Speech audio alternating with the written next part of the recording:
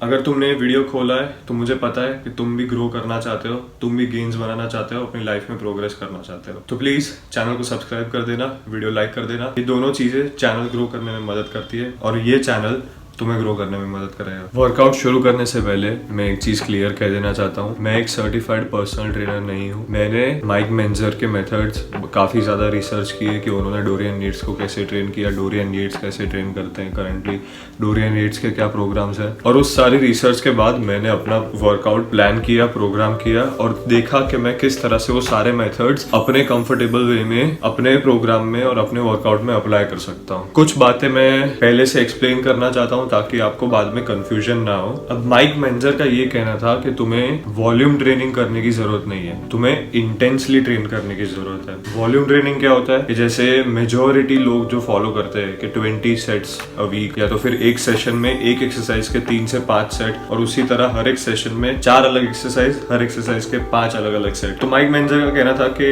ये बहुत गलत तरीका है ट्रेन करने का, कि if you are on steroids या तो तुम्हारी रिकवरी एक्सट्रीमली एक्सट्रीमली एक्सट्रीमली ज्यादा अच्छी है और तुम किसी तरह के ग्रोथ हार्मोन पे हो, तो वॉल्यूम ट्रेन करना तुम्हारे लिए एक फीजिबल ऑप्शन है। मगर तुम अगर नेचुरल हो और तुम लॉन्ग टर्म अपने फिजिक को सस्टेन करना चाहते हो, अच्छे से ग्रो करना चाहते हो, तो intensity over volume is the key. और उन्होंने ये चीज डोरियन येट्स जो 6 टाइम्स ओलंपिया चैंपियन रह चुके हैं उसके साथ भी अप्लाई की। It worked wonders for him. तो ट्रेनिंग कुछ इस तरह से होती है, मैं अब सिर्फ 5 सेट लेता हूँ टोटल, 5 वर्किंग सेट किसी भी वर्कआउट के, 5 से 6 में वो डिफर करता रहता है। या तो फिर किसी दिन सिर्फ 3 सेट होते हैं या तो फिर सिर्फ 4 सेट होते हैं। मैंने अपने आप से पूछा, जब मैं पहले ट्रेन कर रहा था पिछले 2 साल से, तो मैं एक हफ्ते में एक बॉडी पार्ट के 18 से 20 सेट लगाता था और क्या मुझे रिजल्ट मिले? बहुत कम, बहुत कम। क्या जो मैं इतने टाइम से वेट गेन करने का ट्राई कर रहा था, क्या मेरा वेट गेन हुआ? नहीं। मैं 2 साल से 70 kgs पे ही घूम रहा था, चाहे मैं कितना भी ज्यादा क्यों ना खा लो, कितना भी कम क्यों ना खा लो, उतना कुछ फर्क नहीं पड़ रहा था। जो सिर्फ चेंजेस हो रहे थे वो मेरे मसल के शेप में चेंज हो रहे थे। तो फिर मैंने सोचा कि ओके, हम रिसर्च करते हैं कि माइक मेंजर कौन था, डोरियन येट्स कौन है,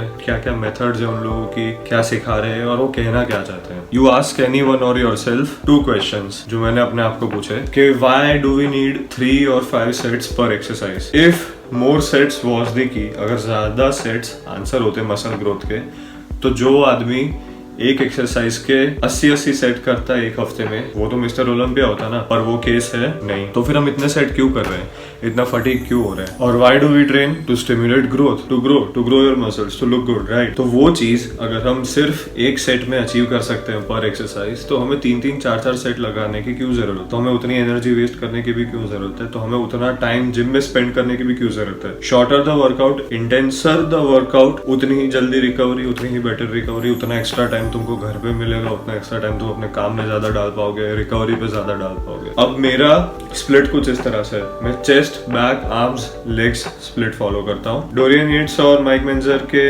अकॉर्डिंगली हर उनका स्प्लिट काफी अलग था। मतलब किसी दिन चेस्ट और बैक था, किसी दिन चेस्ट और बाइसेप्स था, किसी दिन सिर्फ आर्म्स थे। तो मैंने सोचा कि ये चीज मुझे मेरे अकॉर्डिंग प्लान करनी पड़ेगी, उस वजह से मैंने चेस्ट, बैक, आर्म्स और लेग्स लिया। अब मैं सिर्फ मेरी हर एक्सरसाइज का सिर्फ एक वर्किंग सेट लगाता हूँ जो होगा मेरा फाइनल सेट, और वो कुछ इस तरह से परफॉर्म करता हूँ। मैं स्टार्टिंग की 1 या 2 एक्सरसाइजेस से पहले 2 वार्म अप सेट्स, 1 या 2 warm up sets, mainly first exercise से पहले 2 वार्म अप सेट्स चाहिए मुझे मेरे फाइनल वेट तक जाने के लिए। उसके बाद जैसे जैसे, क्योंकि मैं सिर्फ चेस्ट ट्रेन कर रहा हूँ, सिर्फ बैक ट्रेन कर रहा हूँ, तो मुझे उतने ज्यादा वार्म अप सेट्स नहीं चाहिए होते आगे जाते जाते, और मैं हर एक्सरसाइज में 6 to 15 की रेप रेंज में फेल होता हूँ। माइक मेंजर ने बहुत सारे मेथड्स दिए हैं to achieve failure in 1 set. इसमें से एक है कि you explosively go up, slowly come back down, यानी कि to the starting position, hold there for 2 or 3 seconds, explosively go up, slowly come back down. Super sets का उन्होंने formula दिया है, वो है जिससे वो प्री एग्जॉस्ट सेट कहते हैं। उसके बाद रेस्ट पॉज है, यानी कि once you achieve failure in a set तो तुम रुक जाओ, 5 से 10 सेकंड ब्रेक लो, उसके बाद वापस ब्रीद इन, पुश। तुमने बहुत सारी वीडियोस में मुझे देखा होगा मैं रेस्ट पॉज बहुत ज्यादा यूज करता हूँ। उसके बाद स्लो इसेंट्रिक्स लास्ट में जो मैं किसी फ्रेंड या मेरे ट्रेनिंग पार्टनर के साथ होता हूँ तब वो मैं यूज करता हूँ। कंट्रोल्ड इसेंट्रिक्स यानी कि उसमें वो लोग मुझे असिस्ट करते हैं फॉर द एक्सप्लोसिव मूवमेंट और मैं अपने आप वापस पीछे जाता हूँ। तो चीज वही है, हमें ट्रेन करना है एक अच्छे टेम्पो के साथ, उसी से तुम्हें एक बहुत अच्छा माइंड मसल कनेक्शन मिलेगा और उसी से तुम फेलियर अचीव कर पाओगे। मैं एक ऐसा वेट पिक करता हूँ, जब मैंने स्टार्ट किया था तब मैंने एक ऐसा वेट पिक किया था जिसमें मैं एटलीस्ट 6 रेप निकाल पाऊँ और मैक्सिमम फेलियर। जिस सेशन में मैं फेलियर पहुंच जाऊंगा यानी कि 15 मैंने क्रॉस किए, उसके नेक्स्ट सेशन में मैं मेरा वेट इंक्रीज करूंगा। अब पर्पस हर सेशन का यही है कि इधर to go up in weight और to go up in reps. हर सेशन का तुम्हारा एम यही होना चाहिए कि यू आर गेटिंग स्ट्रॉन्गर इधर वे, या तो रेप्स आगे बढ़ रहे हैं या तो फिर वेट ऊपर चढ़ रहा है, राइट। इस प्रोग्राम से मैंने लास्ट 2.5-3 मंथ्स में मैसिव इंक्रीज इन स्ट्रेंथ देखा है अपने बॉडी में और साइज भी मैंने गेन किया। तो मैं तो ऑनेस्टली बहुत खुश हूँ। ज्यादा डिले नहीं करते हैं और शुरू करते हैं हमारा बैक वर्कआउट। हमारी जो फर्स्ट एक्सरसाइज है वो है लेइंग इजी बार पुल ओवर्स। एक बेंच पे लेट के इसलिए क्योंकि जब मैं खड़े खड़े करता था तो इसमें बहुत ज्यादा मेरे कभी कभी ट्राइसेप्स इन्वॉल्व हो जाते थे। मुझे फील होता था कि मैं अपने पैरों का या अपने बॉडी का यूज कर रहा हूँ उसे नीचे की तरफ फोल्ड करने के लिए। और जब मैंने ये चीज एक बेंच पे लेट के ट्राई की तो बहुत ज्यादा डायरेक्ट इफेक्ट मेरी बैक पे आ रहा था। अब जैसा कि मैंने कहा कि हमें टेम्पो के साथ ट्रेन करना है, तो तुम अगर मेरा टेम्पो यहाँ पे देखोगे, मैं बहुत स्लोली वापस अपनी स्टार्टिंग पोजिशन पे जा रहा हूँ और मैं जितना हो सके उतना एक एक्सप्लोसिव मूवमेंट में, एक्सप्लोसिव वे में पूरे वेट को नीचे खींच रहा हूँ कुछ इस तरह से, और मैं होल्ड कर रहा हूँ वहाँ पे 1 से 2 सेकंड और वापस स्लोली गोइंग बैक अप और फिर वापस नीचे and slowly go back up. Tempo से ट्रेन करना एक्चुअली बहुत ज्यादा बेनिफिशियल होता है कि जितना तुम्हारा अच्छा नेगेटिव्स होगा, जितना तुम्हारा अच्छा वेट पे कंट्रोल होगा, उतनी ही ज्यादा तुम स्ट्रेंथ डेवलप करोगे और उतना ही अच्छे तुम्हें हर वेट के साथ फील होगा। धीरे धीरे तुम्हें हर एक रेप ऑनेस्टली फील होगा कि अच्छा कि okay this is what I am working on, मेरी बैक यूज हो रही है। मैं आंख बंद करके अच्छे से एक माइंड मसल कनेक्शन बना सकता हूँ जब मैं वापस स्टार्टिंग पोजीशन में जा रहा हूँ और मैं हर रेप से पहले अपना 100% दे सकता हूँ। हम सिर्फ एक सेट ट्रेन कर रहे हैं। तुम देखो, this is what failure looks like. ऐसा होना चाहिए फेलियर। और ऐसे रेप के पहले मैं ऑनेस्टली वापस पीछे भी, ऐसे रेप के पहले मैं ऑनेस्टली खड़ा भी नहीं होता या तो फिर मैं सेट फिनिश भी नहीं करता। मेरे चेहरे पे पूरा दिख जाना चाहिए और मेरे मसल्स को फील होना चाहिए कि इससे ज्यादा मैं मूव नहीं कर पाऊंगा। That is my failure set. एक और बात मैं साथ में कहना चाहता हूँ कि if you are starting this, अगर सिर्फ ये प्रोग्राम ही नहीं, तुम किसी भी प्रोग्राम को अगर फॉलो कर रहे हो तो प्लीज उसे ट्रैक करो। Tracking leads to progress. Anything tracked will always lead to progress. अब यहाँ पे मैं स्वयं को हर सेट के पहले पूछता हूँ, मेरी तो आदत लग चुकी है, मैं स्वयं को हर सेट से पहले पूछता हूँ कि क्या तूने ट्रैक किया है, तूने लास्ट टाइम का वेट क्या था, तो अब हम उसे ब्रेक करेंगे, उस रेप रेंज को ब्रेक करेंगे, या तो फिर जो नया प्रोग्रेसिव वेट है उसमें जितना अच्छा हो सके उतना अच्छा हम परफॉर्म करेंगे। तो हमारी नेक्स्ट एक्सरसाइज है reverse grip palms up lat pull downs. काफ़ी अच्छी इफेक्ट आती है। ये मैंने माइक मेंजर के वीडियो में ही देखा था कि हमें ये क्यों फॉलो करना चाहिए। तो ऑनेस्टली मुझे ये रेगुलर लैट पुल डाउन से काफ़ी ज़्यादा अच्छा लगा। ऑब्वियसली अगर मेरे पास एक हैमर स्ट्रेंथ मशीन होती तो मैं उसी पे रेगुलर लैट पुल डाउन लगाता, मगर एक ऐसे मशीन पे मुझे reverse grip lat pull downs best लगी। तुम देखो टेम्पो वही कि स्वयं नीचे एक पॉइंट पे होल्ड कर रहा है 1 से 2 सेकंड के लिए और बहुत ही स्लोली वापस ऊपर जा रहा है।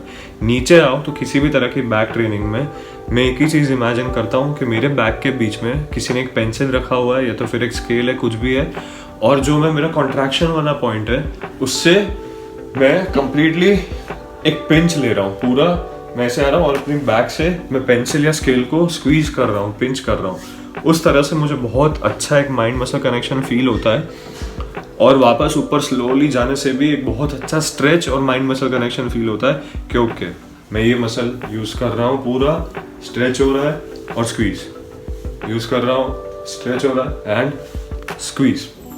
फिर से कहूँगा एक ही सेट हमें लगाना है और वो सेट फेलियर तक लेके जाना है एक अच्छे टेम्पो और अच्छे फॉर्म के साथ।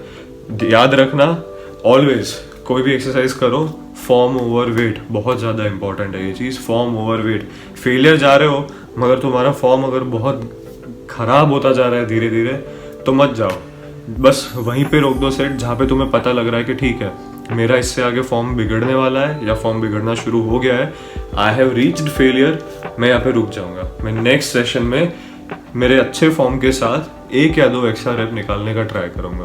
अब यहाँ पे तुम्हें एक अलग एंगल से देखने को मिलेगा कि मैं किस स्क्वीज और किस स्ट्रेच की बात कर रहा था। तो मेरा सेट देखो, मैं बहुत स्लोली ऊपर जा रहा हूँ, नीचे स्क्वीज, होल्ड और वापस स्लोली ऊपर, नीचे स्क्वीज, होल्ड, स्लोली ऊपर।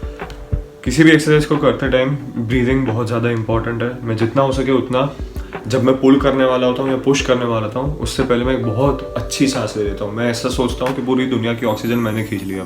मैं पूरा ऐसा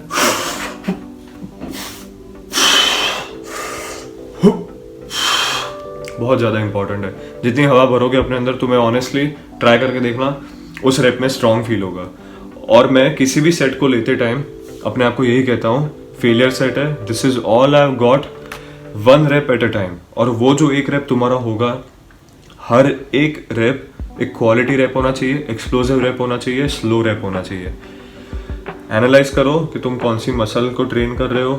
ब्रीद इन, ब्रेस, स्क्वीज और कुछ नहीं। Slowly go back. Breathe in, brace, squeeze, slowly go back.